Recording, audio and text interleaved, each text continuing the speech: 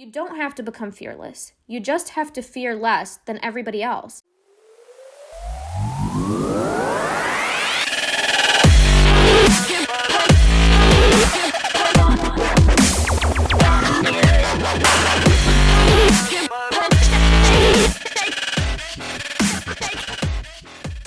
Hello and welcome to Challenge Your Mindset. I'm your host, Noura, and I've wanted to start a podcast for a couple of years now. I remember one of my friends in our group chat sent out, how to create your podcast, and it was such a great idea in the moment, and we were all like, yeah, we'll do this. This is so awesome. And then life happened, and COVID happened, and the podcast never happened. And so I have been thinking about it for a very long time, and I decided now is the time. You keep pushing things off, but what better time would it be than now?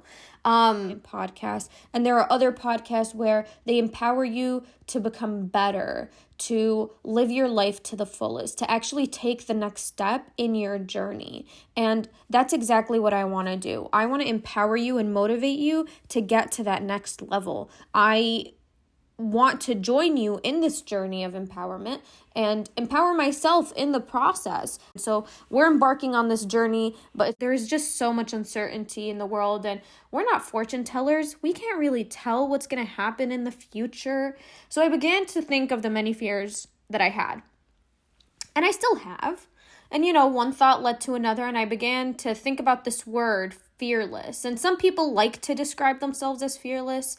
Some people do fearless things like go skydiving or cave jumping. I wouldn't necessarily put myself in that category.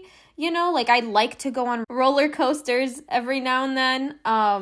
But, I have a lot of fears. One of the most, people might not necessarily be afraid of this, but I am deathly afraid of spiders. I genuinely, I cannot kill it. There's a thought in my head that if I killed a spider for some reason, it'll just, its family members are going to come after me. Like one day I'm just going to open my door and then find, a whole stampede of spiders, even though I know that they don't, create stampedes, but, they're there to take revenge, Anyways, I think fear stems from uncertainty, although the spider story has nothing to do with uncertainty, maybe a little bit. But, sometimes there are times in our lives where you think, oh, what am I going to do? What are people going to say? Like, for example, you might be scared to apply for a position because you don't know if you would be the best candidate for the position. Maybe they'll turn you down, fear of rejection. Sometimes you work really hard at work and you might want to get that promotion, but you're afraid to talk to your boss about the promotion because they might say no, even though you put the time and effort in. There's a lot of fears that a lot of people have, and they're reasonable, like a lot of thoughts just run through our minds, like, what are they going to say? What will they think of me? Will their opinion change of me if I make this decision or if I don't make this decision? And the list can go on and on and on. And I think all of us know that fear is natural. It's one of the emotions that we're born with. And for centuries, humans, survived in the wild because of their fear, this fear response. If they came in contact with a bear in the woods, they survived because of their fear. It stems from this place in your brain called the amygdala. The amygdala is responsible for the fear response, that flight or flight. But all of this is to say that it's okay to be afraid. Being afraid just means that you've detected a threat in your surroundings. So let's take a moment and take this example of fighting a bear in the woods. So your brain sees the bear and you go into this fight or flight response. Are you going to stand your ground and fight the bear, or are you going to run for your life? Thank God, fortunately, we no longer live in this era. And with the many technological advancements, our fears have shifted. It could be, should I post this picture on Instagram, or should I develop this online business? For some reason, I just keep seeing all these people on like TikTok and Pinterest, and all of them are coming up with online businesses. So it seems like a big thing. Will I be successful if I follow this path? What are my parents going to say? What are my friends going to say? Am I going to have the support that I need? And all of that, it causes us to just freeze up and stop. And so I want to challenge this idea that someone can be labeled as fearless, because I truly don't believe that there's a person in the world who doesn't have a single fear, unless their amygdala has sustained some trauma. Instead, I'd like to play around with this word fearless, because I think we just dived into this idea of everybody has a fear. There's not a single person out there who doesn't have a fear. So if we take the word fearless and split it apart so it becomes fearless instead of fearless, 2 words instead of 1, it kind of like allows us to think about it a little more. So let's hop into some great people, meaning great from the aspect of accomplishments. There's extraordinary people just walking on this planet today, and you could be one of them, that got to where they are, not because they were fearless, but because they may have feared less than their peers to venture and do the things that they did. So, for example, we all know the story of Mark Zuckerberg and Bill Gates. Both of them dropped out of Harvard, which is crazy. We don't need to dive into the story because, again, we already know that they are the founders of Facebook and Microsoft respectively, but I'm sure when they were starting out, they probably had feelings of fear and doubt. They had made it into such a prestigious establishment, a prestigious university. Imagine going to your parents after you've gotten into Harvard, you're in Harvard, and then you tell them, Mom, Dad, I'm dropping out of Harvard. That's my decision. The shock on their faces, the shock on your friends' faces, what are people going to think? They probably had all of that too. They probably had that fear and doubt in their hearts when they first set out on this path. But they embarked on this journey because they believed, and their passion and excitement outweighed their fear. Or maybe it didn't outweigh their fear, but it kept them going, And even going a little bit further into history, if we look at Alexander Graham Bell. Alexander Graham Bell was the inventor of the telephone. I bet when he first mentioned this idea to other people, they probably looked at him a little funny and started to tease him for having such a wild idea. Imagine you going up to one of your friends and being like, you could be on the other side of the world and I can talk to you. Imagine that phones didn't exist and you just said that to your friend.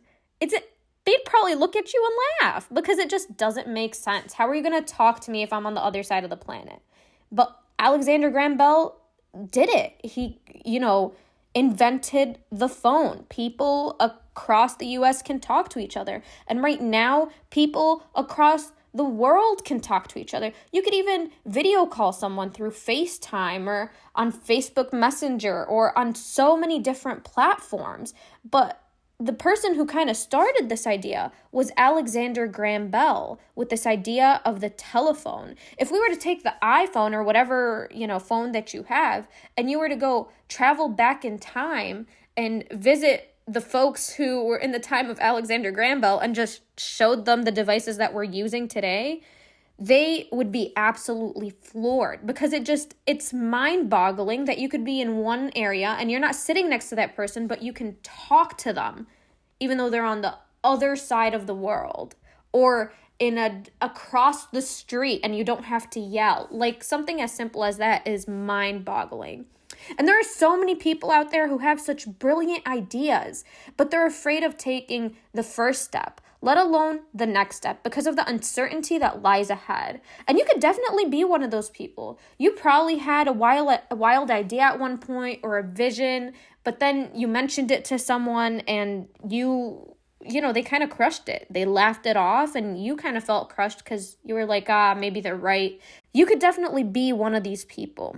I was listening to Steve Harvey the other day and he said something that was very interesting. He said, God gave you that vision. He didn't give it to them. He gave it to you for a reason. Maybe you have to do something with that vision, like maybe it was meant for something. And I want you to start challenging your own thinking. So this idea of being fearless, I want you to eliminate that. You're never going to be fearless. Everybody has fears, no matter who you are. I bet even Jeff Bezos has some fears. But I want you to start challenging this idea of what you're afraid of. You don't have to become fearless. You just have to fear less than everybody else and believe in your work. Put in the time and energy needed to reach your goals. Connect with people that can help you on your journey. And the best piece of advice I could give you is to enjoy this journey. Celebrate your wins and learn from your losses. It's about the journey, not the destination. I truly believe in you and your capabilities. Both of us are on this journey together of making ourselves better, of making our lives better. Your life is happening now. Your life is not happening 10 years from today. It's happening right now. Do something with it. For this week, I want to challenge you to do something that you've always wanted to do. Take that first step. Let's say you want to start a business. Don't think of starting the business. Think of taking the first step. Open your laptop, go to the library and log into a computer if you don't have a laptop, and just search how to start an online business. Watch a couple of videos. Educate yourself in order to take that first step. Don't look at the destination, look at the process. If you break stuff up into little pieces, it'll seem more manageable and you can totally do it. I believe in you. Do you? And so with that, folks, that was the first episode of Challenge Your Mindset. I am so excited to be going on this journey with you. Follow this podcast wherever you may cast your pods. You could also follow us on Instagram at Nora Unplugged. That's Nora Unplugged. Thank you so much for tuning in. I hope you have a fabulous day and an even better week, and I will see you next week.